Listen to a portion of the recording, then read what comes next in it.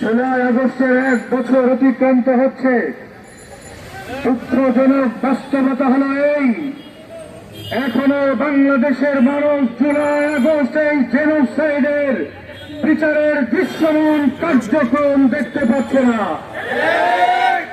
এখনো একটা মামলার বিচার করে আসামিদেরকে ফাঁসি কিংবা জেল হাজত বাংলাদেশের আদালত ঘোষণা করে নাই।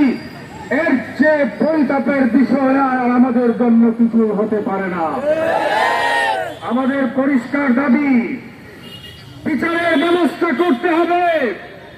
যারা জুলাই গণহত্যার সাথে জড়িত সেই সকল মন্ত্রী, এমপি, প্রধানমন্ত্রী সহ রাষ্ট্রের দায়িত্ব প্রাপ্ত দায়িত্বশীল যারাই ছিল সবাইকে বিচারের কাঠগড়ায়